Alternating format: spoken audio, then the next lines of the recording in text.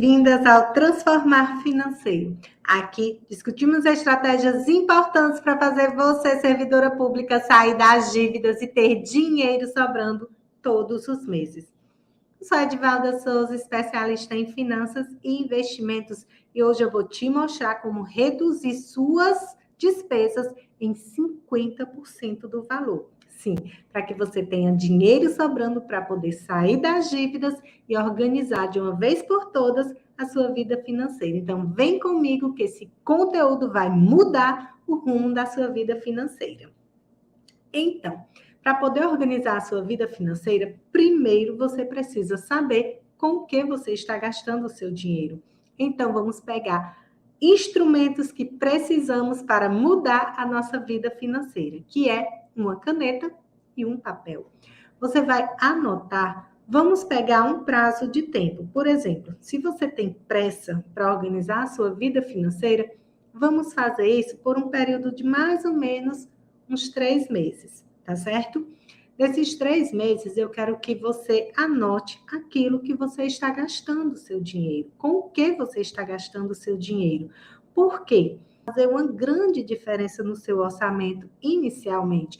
Depois a gente vai precisar também levantar os pequenos gastos, tá bom? Para organizar a vida financeira, a gente precisa ter controle de tudo, mas vamos começar levantando os seus maiores gastos. Então, lixe num papel com o que você gasta o seu dinheiro, seja com pagamento de luz, pagamento de água, se você paga a escola dos filhos, ou se você paga universidade, se você paga aluguel, se você paga transporte, se você paga marmitas, se você lancha todos os dias, o que você gasta com esse lanche, se você faz compras de supermercado, quanto você gasta no supermercado, se você faz compras em farmácia, quanto você gasta mais ou menos na farmácia.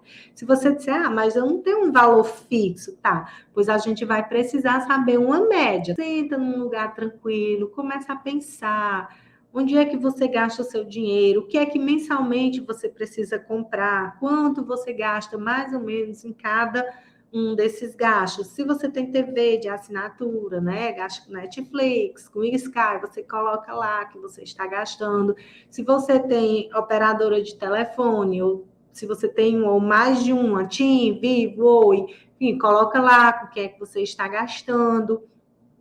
Se você ajuda alguém, coloca lá o valor que você dá para essa pessoa todos os meses.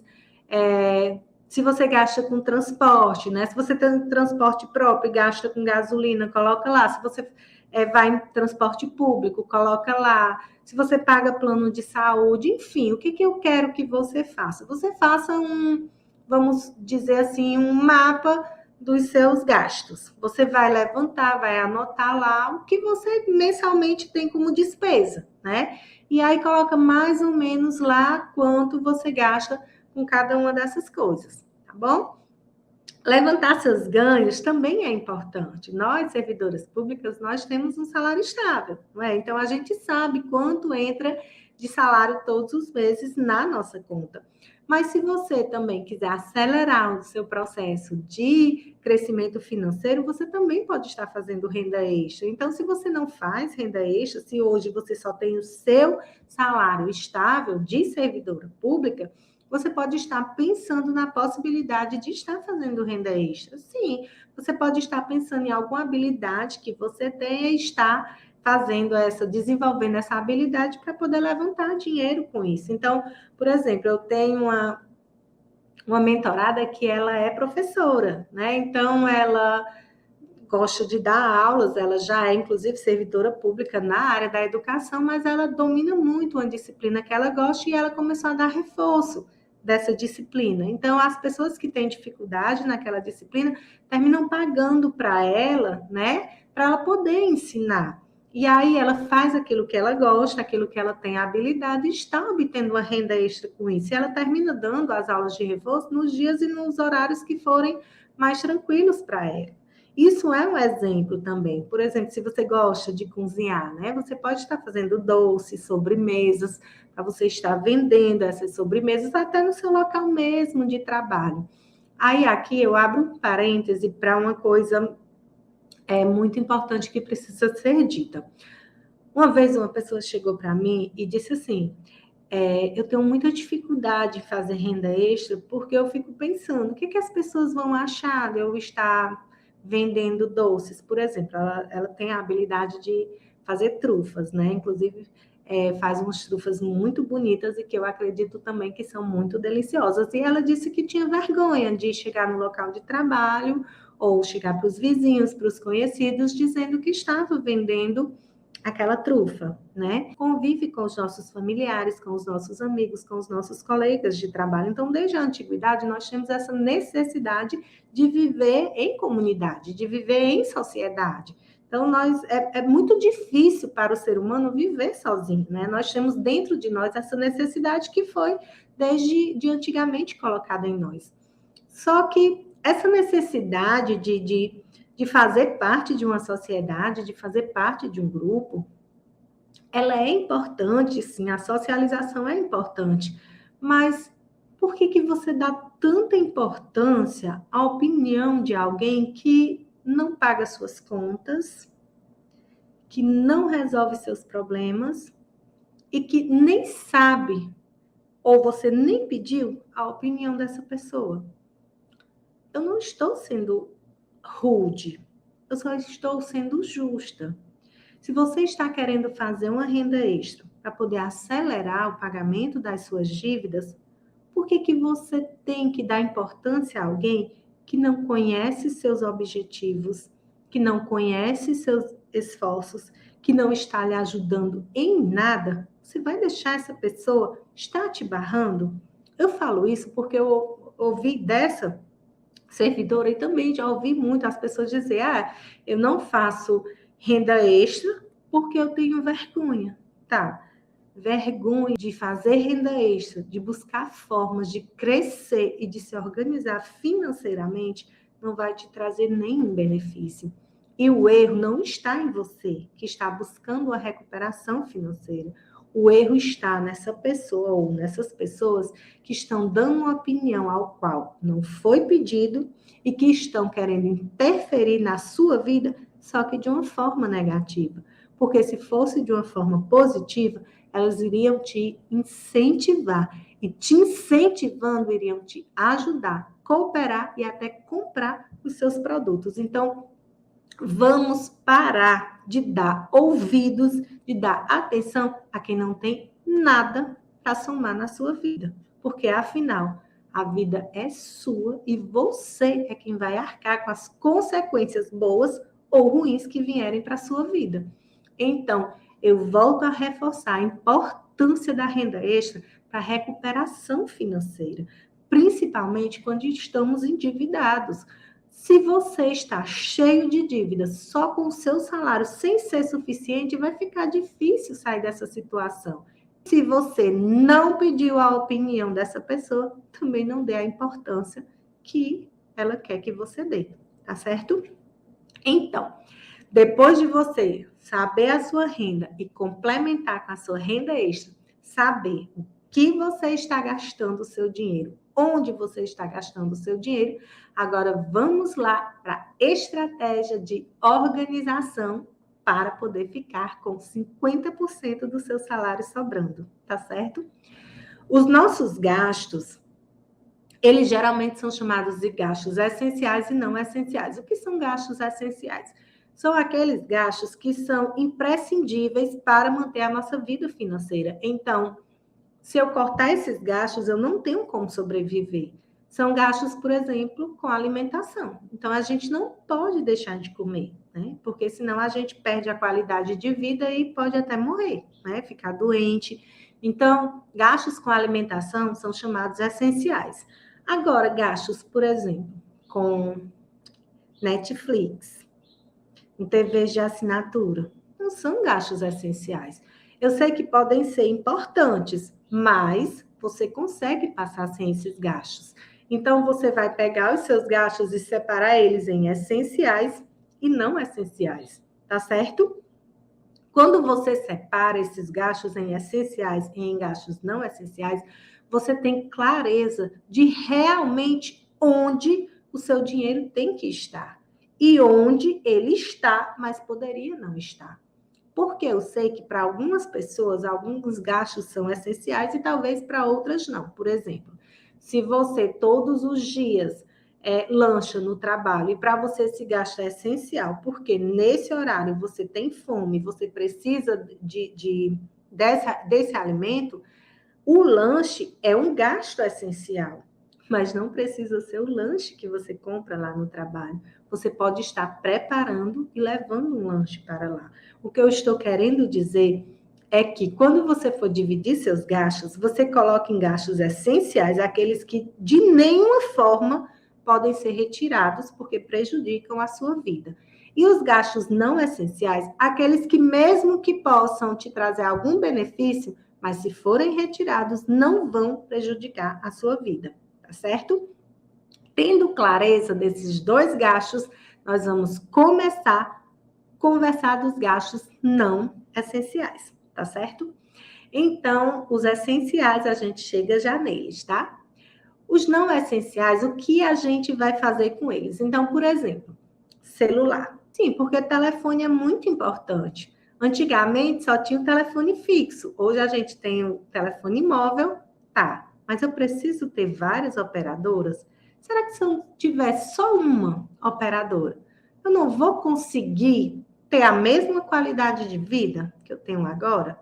Porque se eu conseguir, eu já tiro as outras operadoras e deixo apenas uma. Eu já vou ter dinheiro aí, não é verdade? Do mesmo jeito eu faço com as TVs de assinatura. Se você acha essencial para você, se todo final de semana você assiste, você não está usando, já pode cortar logo, porque só ter sem usar está causando buraco na sua vida financeira e não está te trazendo nenhum benefício. Agora, se você usa e tem mais de uma, priorize aquela que você mais gosta. Sim, para poder retirar as demais, porque aí você já vai começar também a ter ganhos aí, porque você já está começando a melhorar os seus gastos, tá certo? Então, você faz assim com todos os seus gastos não essenciais. Porque os gastos não essenciais, como eles não prejudicam a manutenção da nossa vida, eles podem ser reduzidos ou até eliminados. Lembra que é o caso que eu falei da TV por assinatura. Se você não utiliza ou usa pouco, pode até eliminar esse gasto. Agora, se você utiliza muito e tem mais de uma, então você corta só as outras e fica apenas com uma, que você também já vai ter redução de gastos aí, tá certo? Agora vamos para os serviços essenciais, ou seja, para aquelas despesas que são essenciais, que não temos como viver sem elas, certo? Então, por exemplo, nós temos a alimentação, né? Então, supermercado é essencial para a nossa alimentação. Mas será que tudo que eu estou comprando no supermercado é necessário? É saudável? Eu preciso? É muito interessante você rever os seus gastos essenciais, porque os gastos não essenciais, como eu falei, eles podem ser reduzidos ou até eliminados. Já os gastos essenciais, eles não podem ser eliminados porque prejudicam a sua qualidade de vida, mas eles podem ser sim e devem ser reduzidos. Por quê? Porque você gastar com mais inteligência o dinheiro que você ganha vai melhorar demais a sua vida financeira. Então, reveja sua lista de supermercado. Veja os itens que você está comprando, se não tem como retirar alguns itens que não são tão importantes, que não são tão essenciais. E aqueles que são essenciais, será que você não pode estar melhorando o valor? Como, por exemplo, tem grandes supermercados que eles têm marcas próprias de produto. Às vezes produto de limpeza, às vezes até produtos comestíveis. E como são produtos do próprio supermercado, com a marca do próprio supermercado, às vezes são produtos de qualidade, sim, porque o supermercado quer fidelizar aquele cliente. Então, ele bota produtos de qualidade e num valor menor, porque é ele mesmo que produz. Então, será que aquele produto de marca que você está comprando, pagando caro pela marca, não faz a mesma função daquele produto do supermercado, que não tem uma marca tão importante, mas que tem um valor melhor e que faz, sim, a mesma função? Então, você vai pegar os itens que você considera essenciais e vai estar melhorando os gastos que você está fazendo com eles. Reveja sua lista de supermercado, quanto você está gastando em cada item. Tire aquilo que não é essencial, que não é importante. Veja também aquilo que é essencial, que é importante, se você não pode comprar por um preço melhor, se você não está pagando somente por a marca daquele produto. Então, quando você vai na farmácia, tudo que você gasta na farmácia, você pode estar fazendo controle também de valor. Eu lembro que eu fiz isso na época que eu usava muitas fraldas para o meu filho pequeno, né? Eu tenho 2 filhos e quando os 2 eram pequenos, que usavam muitas fraldas, eu comecei a testar todos os tipos de fralda que tinha na farmácia. Eu comprava um pacotezinho pequeno e testava. Por quê? Porque tinha fralda que tinha um valor menor e que fazia a mesma função da fralda que tinha um valor maior e que tinha uma marca mais conhecida. Assim, eu consegui descobrir qual era a fralda que tinha um preço bom e que fazia a mesma função da fralda renomada. Já está reduzindo mais um gasto. Quanto à questão do transporte, se você vai no seu transporte, né, trabalhar todos os dias, você pode estar vendo se algum colega seu, né, vai e volta para a mesma localidade que vocês podem estar dividindo o valor da gasolina ou você pode estar contabilizando. Se nesse momento não seria mais vantajoso usar o transporte público do que o privado. Isso é algo que você precisa fazer, porque cada pessoa conhece sua realidade. Não tem como eu te dizer onde é que você corta gastos, onde é que você diminui, porque é você que conhece a sua vida. Então, você precisa ter clareza. O que eu quero é que você tenha clareza que todos os seus gastos podem ser melhorados. Eu não estou aqui dizendo que você tem que sair cortando gasto de forma aleatória, cortando tudo, sem ter qualidade de vida e etc. Não, jamais. Você não precisa fazer isso. Porque se você fizer isso, você pode até conseguir fazer isso por um mês, mas logo no outro mês, você vai parar com a estratégia. É igual aquelas dietas restritivas, sabe? Você não pode comer isso, você não pode comer aquilo, daqui a pouco você não pode comer nada que você gosta.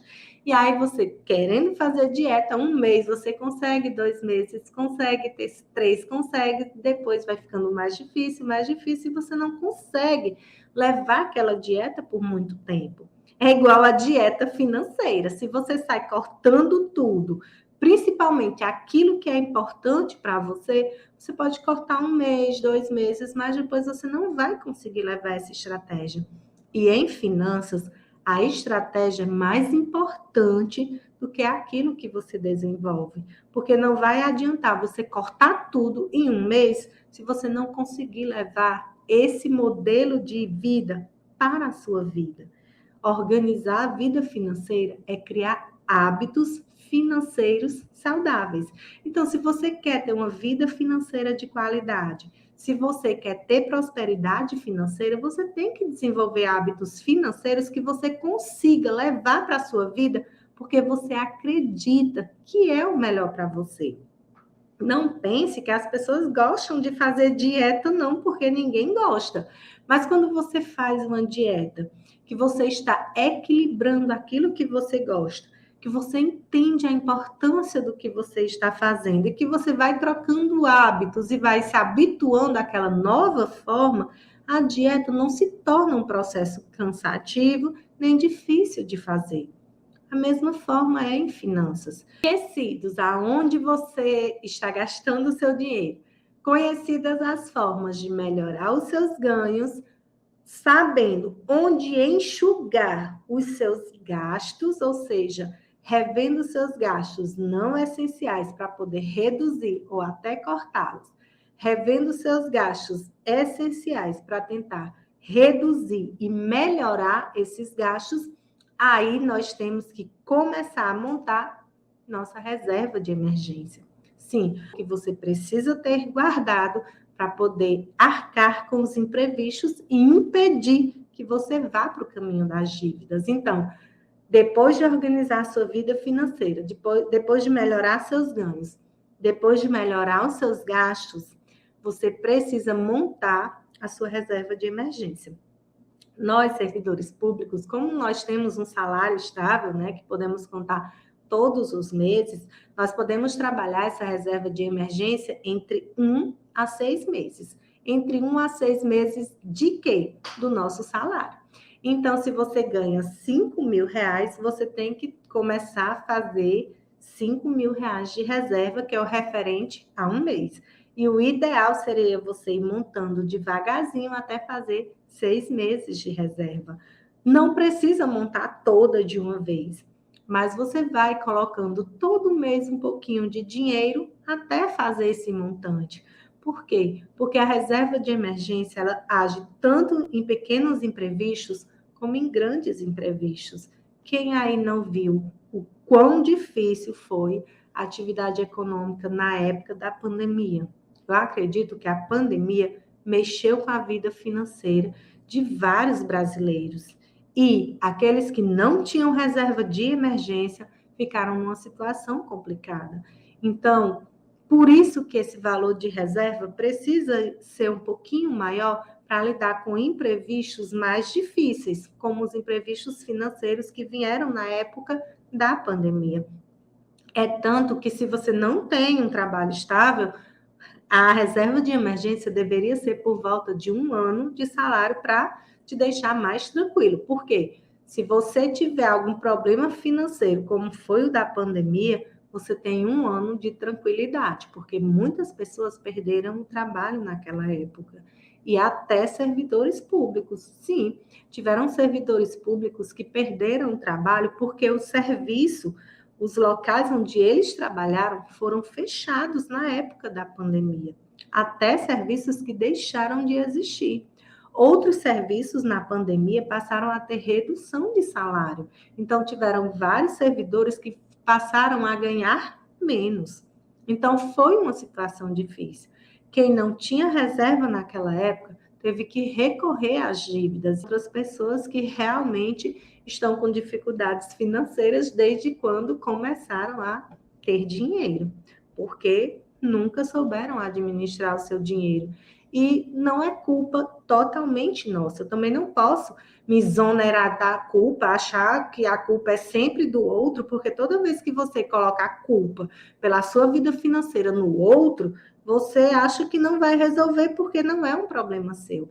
Então, o ideal é você assumir as rédeas da sua vida financeira, mesmo não tendo total culpa, porque muitas vezes nós erramos na nossa vida financeira porque não temos o conhecimento adequado. Mas já está na hora de buscar esse conhecimento para poder sairmos de uma vida financeira desorganizada e passar a termos uma vida financeira equilibrada. Isso vai te dar mais qualidade de vida, isso vai te dar mais tranquilidade. Então, conhecendo os seus ganhos, conhecendo os seus gastos, montando sua reserva de emergência, você já vai estar com uma vida financeira, com os pilares de uma vida financeira equilibradas para poder começar a seguir os próximos passos. Porque a vida financeira sempre está em evolução. E vamos sempre estar conversando sobre o passo seguinte.